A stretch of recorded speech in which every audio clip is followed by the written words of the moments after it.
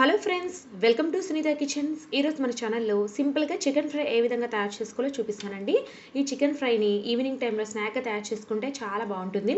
మన ఇంట్లో ఉన్న ఇంగ్రీడియంట్స్తోనే చాలా తక్కువ టైంలో క్విక్గా తయారు చేసుకోవచ్చు. చాలా క్రిస్పీగా ఉంటుంది ఈ చికెన్ ఫ్రై. ఇప్పుడైతే తయారీ విధానాన్ని చూద్దాము. ముందుగా ఒక అర కేజీ బోన్లెస్ చికెన్ తీసుకొని శుభ్రంగా కడిగి పెట్టుకోవాలండి. ఈ విధంగా మీడియం సైజ్ ముక్కలుగా కట్ చేసి పెట్టుకోండి. ఇందులోకి ఇప్పుడు 1 by 1 మసాలా ఇంగ్రీడియంట్స్ యాడ్ చేద్దాము. ముందుగా 1.5 టీ స్పూన్ కారం వేస్తున్నాను. కొంచెం స్పైసీగా కావాలనుకుంటే కారం ఎక్కువగానే వేయాలండి.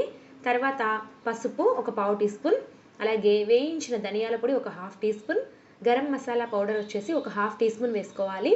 తర్వాత రుచికి సరిపడా ఉప్పు వేసుకుందాము. ఉప్పు వేసిన తర్వాత ఇందులోకి 2 టేబుల్ స్పూన్ల దాకా శనగపిండి వేసుకోవాలి. హాఫ్ కేజీ చికెన్కి 2 టేబుల్ స్పూన్ల శనగపిండి అయితే సరిపోతుందండి. అంతకంటే ఎక్కువ వేయాల్సిన అవసరం లేదు.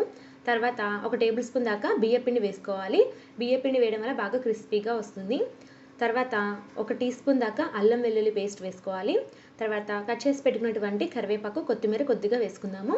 చివరగా నిమ్మరసం పిండుకోవాలండి. ఒక నిమ్మకాయ ఫుల్గా వేసుకోండి, సరిపోతుంది.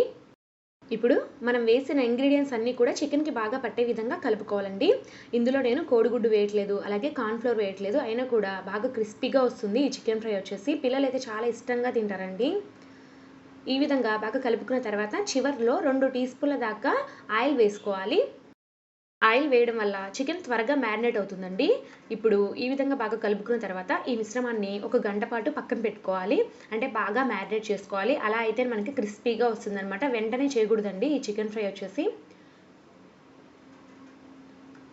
1 గంట తర్వాత చూస్తే చికెన్ అంతా కూడా బాగా మ్యారినేట్ అయిపోయింది. ఇప్పుడు ఈ చికెన్ని వేయించుకోవాలి. అందుకోసం ఒక కడాయి పెట్టుకొని అందులోకి డీప్ ఫ్రైకి సరిపడా ఆయిల్ వేసి వేడి చేసుకోవాలి హై ఫ్లేమ్లో.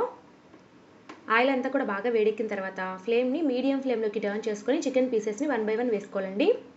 ఒకేసారి కడాయి నిండుగా వేయొద్దండి, కొంచెం కొంచెం వేసి వేయించుకోండి. వీటిని ఫ్రీగా వేయించితేనే బాగా క్రిస్పీగా వస్తాయి అన్నమాట. ఒకేసారి అన్నీ వేస్తే మెత్తగా అయిపోతాయి. వీటిని మనం మీడియం టు హై ఫ్లేమ్లో పెట్టి గోల్డెన్ బ్రౌన్ కలర్ వచ్చేంత వరకు వేయించుకుంటే సరిపోతుంది. చికెన్ వేగడానికి కాస్త ఎక్కువ టైమే పడుతుందండి. అయినా కూడా మీడియం టు హై ఫ్లేమ్లో పెట్టి మాత్రమే వేయించుకోండి. కాసేపటి తర్వాత చూస్తే గోల్డెన్ బ్రౌన్ కలర్లోకి వచ్చేసాయి. బాగా క్రిస్పీగా కూడా తయారైపోయాయి. వెంటనే వీటిని కిచెన్ టిష్యూస్లోకి తీసేసుకుందాము. ఏదైనా ఎక్స్ట్రా ఆయిల్ ఉంటే అది పీల్చేస్తుంది. ఇంతేనండి, చాలా సింపుల్ అనమాట ఈ ఫ్రై చేసుకోవడము. ఈ విధంగా తీసేసుకున్న తర్వాత మిగతా చికెన్ని కూడా ఇలానే వేయించుకోవాలి. ఈ చికెన్ ఫ్రై తింటే అచ్చం మనకి చికెన్ పకోడీ తిన్న ఫీలింగ్ కలుగుతుందండి. అంత బాగుంటుందన్నమాట.